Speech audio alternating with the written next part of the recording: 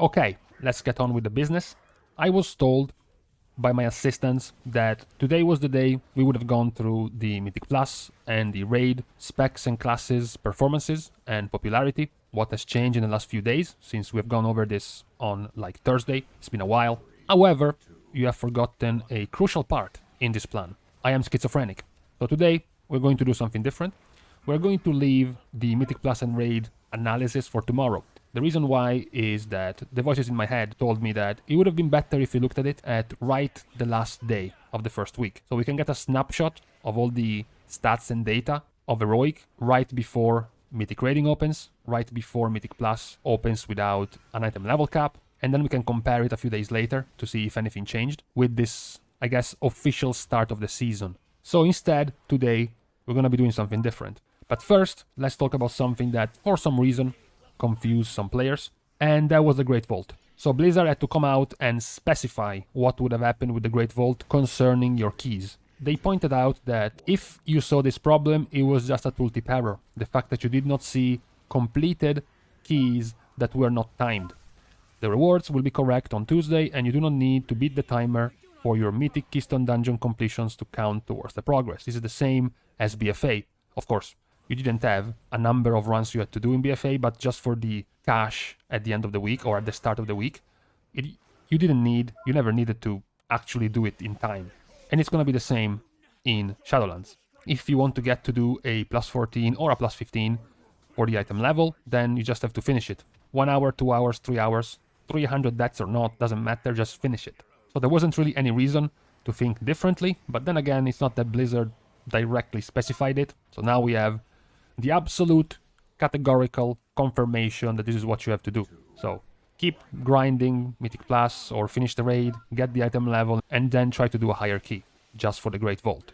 Then, as for the news, getting towards the end of the week, remember that right after the first couple of days, I mentioned the amount of kills that Sire Denatrius, the last boss in Castonatria, had gotten. For the people with little memory, we basically had still no kills on Denatrius, while at the same time Gahun was happily sitting at just about 30 guilds, having cleared it, and Xavius in Emerald Nightmare was sitting in at around 230.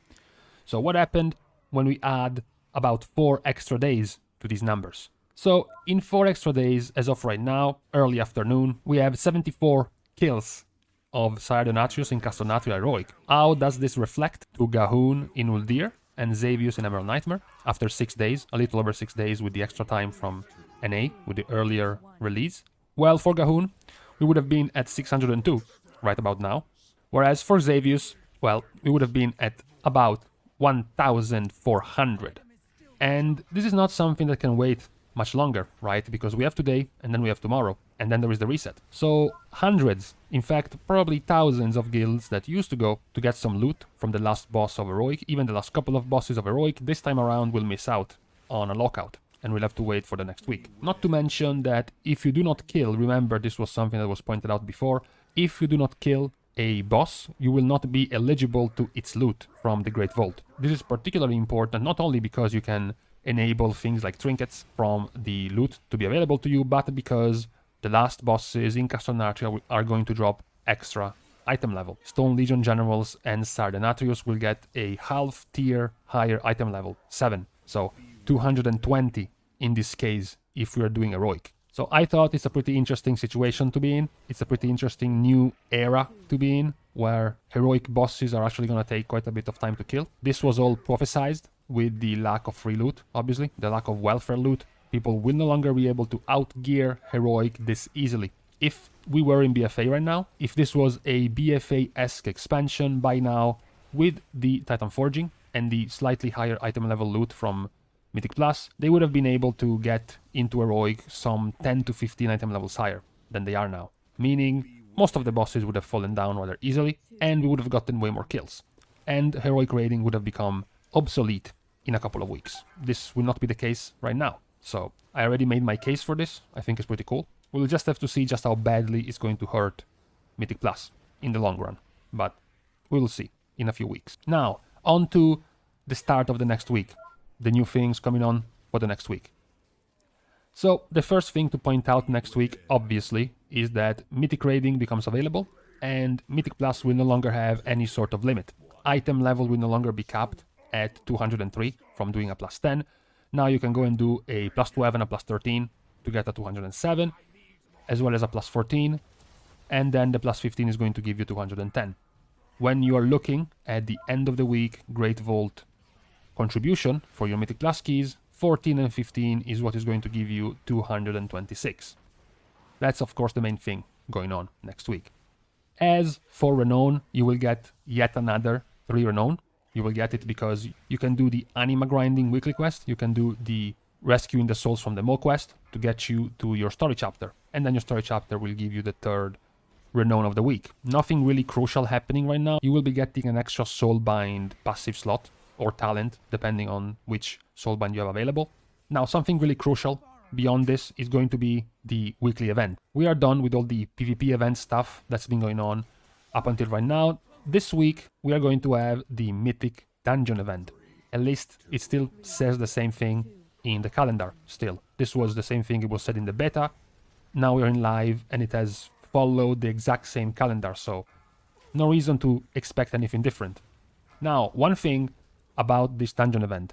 The dungeon event in the beta was giving you heroic loot. 213 item level gear. So that should be the same thing right now in live when it's gonna go live. So pretty much your only source of welfare loot that has been left in Shadowlands after all the free loot pruning is going to be this. The weekly event to get a free piece of heroic gear. That's about it.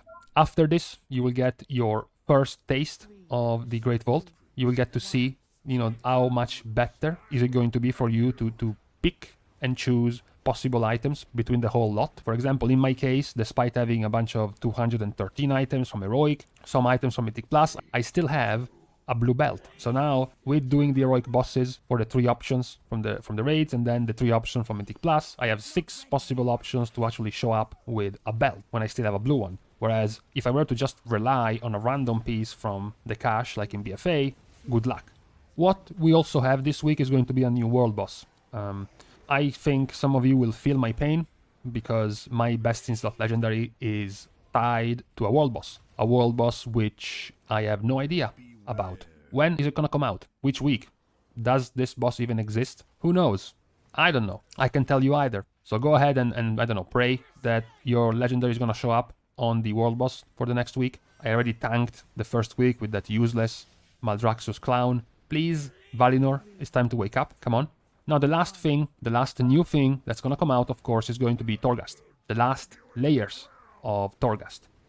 So we haven't touched, right? We haven't touched Torghast in a while. We have gone through some classes and specs, their performances, their popularity, and then some balance changes, and we kind of forgot about Torghast. So, how's it going? Remember the complaints? I mean, I remember you complaining about Torghast being hard, especially on floor 3. This was back a week ago. Now, since then, we have gotten several nerfs to mobs, specifically against melee characters. We have gotten reduction of random elites spread throughout the entire floors, and some more nerfs to several of the bosses, the end bosses for this particular reason. Them whacking characters really hard, particularly characters without easy cheats like pets, you know, tanks. So this week we have gotten to floor 6.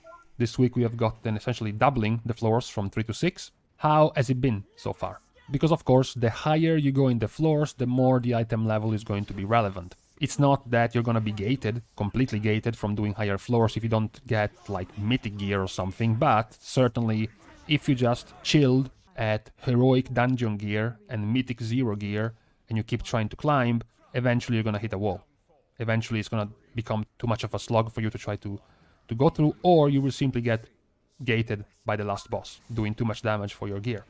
Yes, I'm sure some of the specs, particularly tanks, can just get through this rather easily. I'm sure some people can get some insane combination of passives. That is the nature of roguelike style games. But for the majority of the specs, you will still be bound by gear. And next week, it will be even more so, because floor number 7 and floor number 8 will become available. That's gonna be your cap. It's also gonna be the start of your maintenance mode of Torghast. You no longer have to do 1, 2, 3 floors every week. You just have to do 1. Once you get to the 8th floor, the 8th floor is available, and from every week onward, you can go back to that wing and just do one floor. So the grinding mode is ending next week in Torghast. You will just go, if you wanted, to just do one per week. Now, to close up Torghast, of course, we have to talk about Soul Ash, and we have to talk about the legendary crafting state.